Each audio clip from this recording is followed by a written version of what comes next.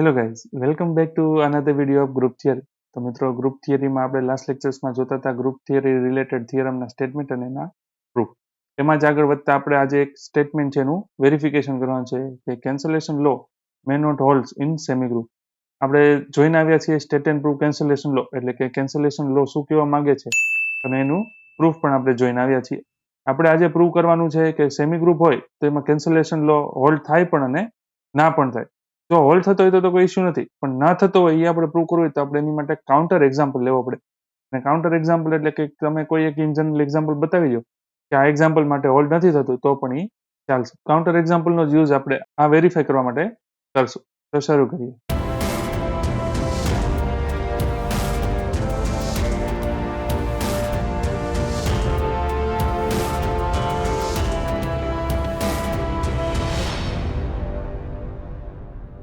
તો મિત્રો, મેં તમને કીધું એમ મારે જો વેરીફાઈ કરવાનું છે કે સેમી ગ્રુપ હોય એમાં કેન્સલેશન લો હોલ્ડ થાય કે ના થાય, પણ વેરીફાઈ કરવું એ પહેલા મને સૌથી પહેલા શું ખબર હોવી જોઈએ કે કેન્સલેશન લો શું કહેવા માંગે છે, તો એનું સ્ટેટમેન્ટ શું છે. તો પહેલા તો એ કેટલા પ્રકારના છે, આપણે કેટલા પ્રકારના કેન્સલેશન લો ભણીને આવ્યા છીએ? યસ, બે પ્રકારના. કયું કયું? એક હતું રાઈટ કેન્સલેશન લો અને બીજું હતું લેફ્ટ કેન્સલેશન લો. એટલે રાઈટ કેન્સલેશન લો નું સ્ટેટમેન્ટ શું હતું? કોઈક નોન એમ્પ્ટી સેટ જી અને બાઇનરી ઓપરેશન સ્ટાર આ બે ગ્રુપ ફોર્મ કરતા હોય તો એની માટે A star B equal to C star B થાય. એના પરથી શું કહી શકું? A equal to C. ક્યારે? આ ગ્રુપ હોય ત્યારે, અધરવાઇઝ નહીં. હવે લેફ્ટ કેન્સલેશન લો, એમાં પણ શું આવે? જી સ્ટાર છે એ ગ્રુપ થવું જોઈએ. એના પરથી શું કહેવાય? A star B equal to A star C, that implies b equal to c. આ જે છે એ કેન્સલેશન લો ના સ્ટેટમેન્ટ છે. મારે અહીંયા બતાવવાનું છે કે કેન્સલેશન લો છે એ હોલ્ડ ના પણ થાય સેમી ગ્રુપ. તેની માટે કોઈ પણ એક એક્ઝામ્પલ આપી દેવાનું. આવા ઘણા બધા એક્ઝામ્પલ છે સેમી ગ્રુપ હોય પણ કેન્સલેશન લો છે એ હોલ્ડ થતો ન હોય, તેમાંથી કોઈ પણ તમે એક્ઝામ્પલ આપી શકો.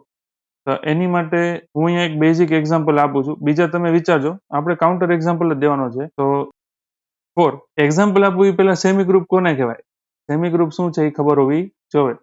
તો ગ્રુપની જે ચાર કન્ડિશન છે, closure, associative, existence of identity અને એક્ઝિસ્ટન્સ ઓફ ઇનવર્સ, આમાંથી જો બે કન્ડિશન સેટિસ્ફાય થાય, ક્લોઝર અને એસોસિએટિવ, તો એ સેટને શું કહેવાય? સેમી ગ્રુપ કહેવાય. એટલે ક્લોઝર અને એસોસિએટિવ થાય છે પણ કેન્સલેશન લો હોલ્ડ નથી થતો એવું મારે ઇનશોર્ટ પ્રૂવ કરવાનું છે. તો એની માટે હું કાઉન્ટર એક્ઝામ્પલ લઉં છું. શું લઉં છું? કે જી ઇક્વલ ટુ કોઈક મેટ્રિક્સ એ. કેવો matrix? Matrix of order 2x2. એટલે 2x2 ના મેટ્રિક્સનો સેટ લીધો, એની ઉપર કન્ડિશન મૂકી. શું? કે ડિટર્મિનન્ટ ઓફ એ છે એ શું થવો જોઈએ? 0 થવો જોઈએ. અને બાઇનરી ઓપરેશન શું લીધું? Under matrix multiplication.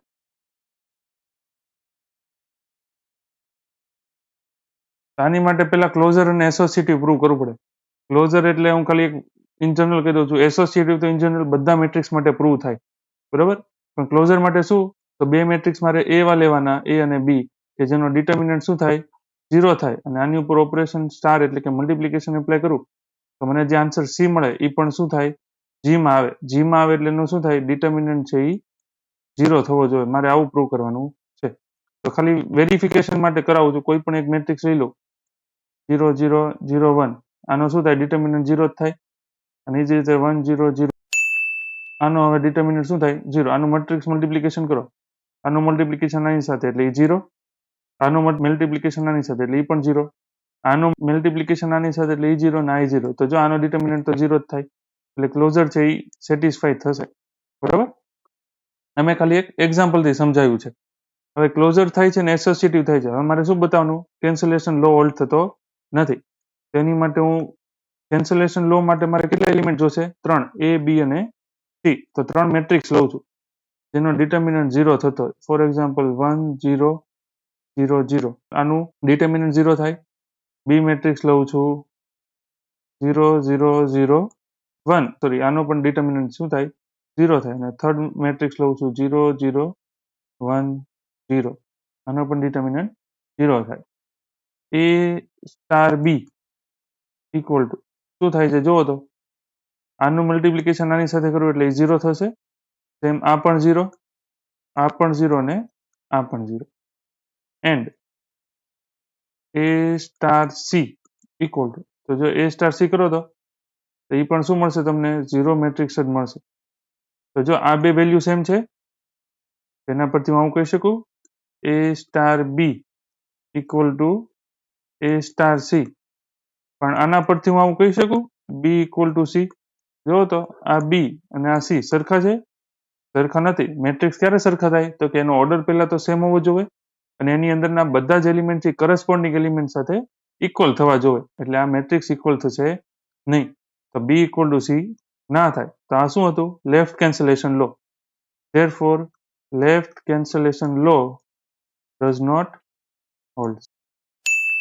અને સેમ તમે રાઈટ કેન્સલેશન લો માટે પણ એપ્લાય કરી શકો. આ જ એક્ઝામ્પલ પણ ફોલો થઈ જશે. તો આપણે જોયું કે કોઈ પણ સેમી ગ્રુપ હોય બરોબર, એમાં કેન્સલેશન લો દર વખતે હોલ્ડ થાય જ એવું જરૂરી નથી. સેમી ગ્રુપ એવા પણ એક્ઝિસ્ટ થાય છે કે જેમાં કેન્સલેશન લો હોલ્ડ ન થતો હોય. જો આ વેરીફાઈ કરવા માટે આપણે શું કર્યું? એક કાઉન્ટર એક્ઝામ્પલ લઈ શકો. મેં અહીંયા મેટ્રિક્સનો લીધો છે, તમે ઇન જનરલ કોઈ પણ એક્ઝામ્પલ લઈ શકો, પણ કન્ડિશન એ કે સેમી ગ્રુપ થતું હોય પણ કેન્સલેશન લો હોલ્ડ નથી થતું. તો આ હતું આ સ્ટેટમેન્ટનું વેરિફિકેશન. નેક્સ્ટ લેક્ચરમાં આપણે ગ્રુપ થિયરીના થિયરમ્સમાં આગળ વધતા એના સ્ટેટમેન્ટ અને એની પ્રૂફ જોશું. Thank you for joining.